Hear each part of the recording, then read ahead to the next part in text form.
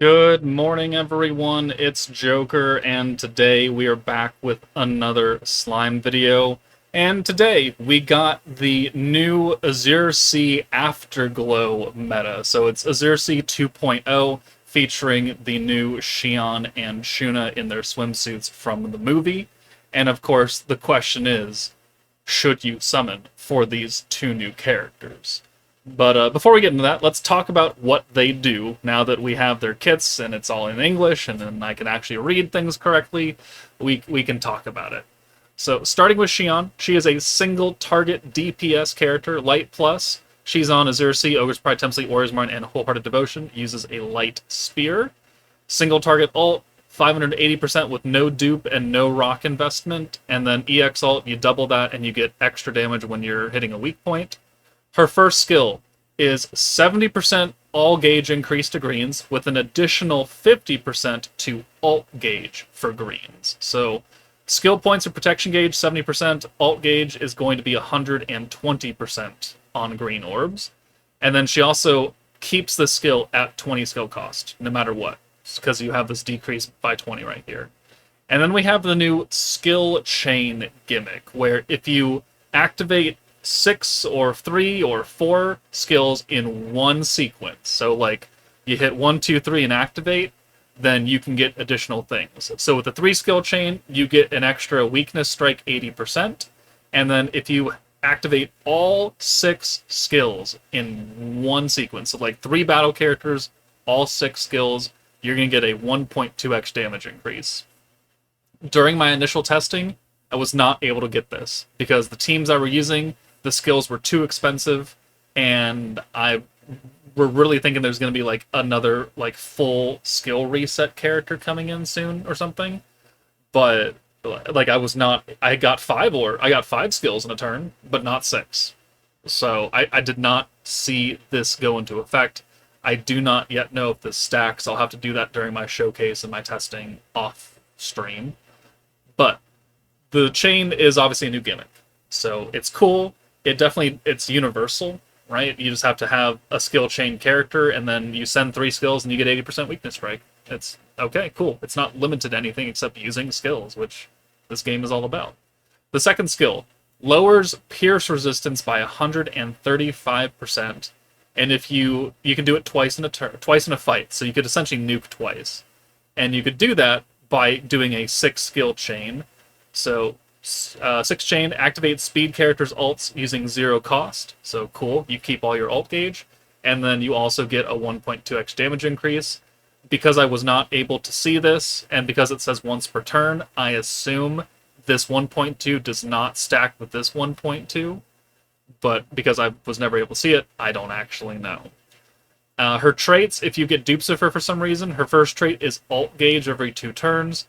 Her second trait, which happens at dupes 4 and 5, is extra pierce power when you send 6 greens.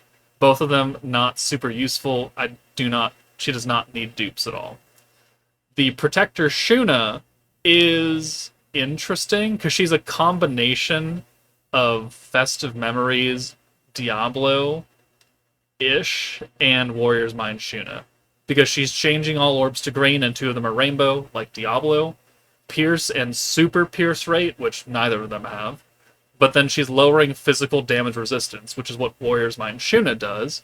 And she's starting at 50, and then for every skill, you increase it by 5% up to a cap of 140, which is where Warrior's Mind Shuna ends up at because of the dread mechanic. So they both have the same debuff, it's just Shuna has to build up to that. And she's giving you super pierce instead of the dread, or instead of the ult resistance down that Diablo is giving. So, cool.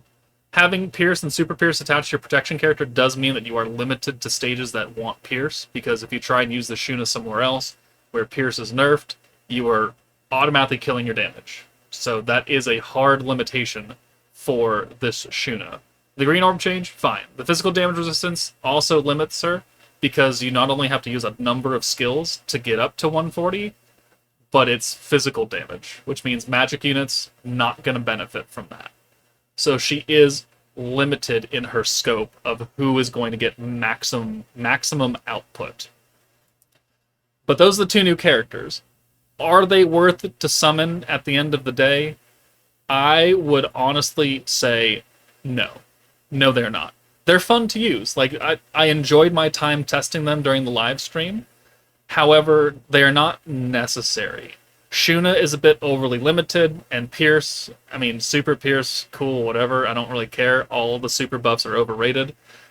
SHION is okay. The skill chain is interesting. The Pierce resistance debuff, cool, whatever. But overall, I don't know if she's moving the chains enough to do anything else. You can only use the Pierce resistance skill twice in a turn, twice in a fight. Does limit you, although you're technically probably only nuking once on any other team, so maybe it's not that big of a factor. But this is also coming off of the 4.5 anniversary, where there were 6 or even 8 banners that you could have summoned for, right? Velzard and Guy, Mills Dodemeki, Dragon Hockey Part 1 rerun, Dragon Hockey Part 2 rerun, and then all 4 of the Dungeon Crawler meta banners. Like, if you still have crystals left over from this, and you pulled everything that you wanted, 1, congratulations, you're lucky as hell. And 2, if you are trying to, like, if you're trying to clear the beatdown battle for this meta, like Inferno 1, if we look at it, Elmesia has 40 million HP. You know who can easily do 40 million HP? Velzard and Veldora. Like, straight up. How much does Inferno 2 have? Probably like 50 or something? 48. Yeah, okay. So, by combining the powers of, like, Velzard and Guy and Veldora, and even a Mills, right? You're doing hundreds of millions of damage. Not 40 million. Hundreds. So at that point, no, you don't need to summon for the SHUNA and SHION. You're fine.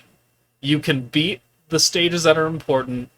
No one gives a shit about Jubilee. That's a whole month away. The Jubilee that's currently being rerun is the Dungeon Crawler one. And at that point, SHUNA and SHION are just straight up luxury units because they're nice to have. They are not necessary to have. Will they enhance your box? Are they interesting to use? Maybe. Depends on how you want to play. But I do not think that their skills are so super impactful that they're a requirement on all teams. Because this is Pierce Resistance. You need Pierce Rate. If there are stages that don't want you to Pierce, then this skill is useless. If you're not able to do a 6 combo chain on all of your skills because they're too expensive, then you're never going to see this or this. And at that point, she is a green buffing character. And I guess Weakness Strike if you at least use 3 skills in a turn. So that's the benefit of what you're doing if you're not bringing a Pierce character and you can't use 6 skills in a turn. And keep in mind that 6 skills in a turn means that you have to use them in one sequence, which means you're 3 characters in the row right now. You cannot use 3, activate those 3, bring in a character from the back, and use 3 other skills. That's not how that works. It has to be in one straight activation sequence. So there's no swapping, there's no multi-skill involved. It needs to be all 6 at one time, which does limit you, especially if you have expensive skills, or you don't have enough skill points to use all of the skills in one turn. So she does have a lot of limitations. And that is not really what I think people should be summoning for, especially coming off of a major celebration with a lot of banners that you possibly could have summoned for. Velzar and Guy are excellent. Veldora is excellent. Ramaris is okay. Milim is good with Veldora. Reamer and Elmesia, skippable. Emils and Dodemeki, I mean, they had their ticket banner, fine. That is leaving in like an hour or so. But I really don't think that people need to summon for SHUNA and SHION. It's like, if you're a brand, like a brand new player who doesn't have any of the Dungeon Crawler units, doesn't have Velzard and Guy, and this you have nothing to use, then yes, you should summon for SHUNA and SHION, that way you have a team. But that is for people who started today. Like, literally today. Thursday the 28th or Friday the 29th, depending on your time zone.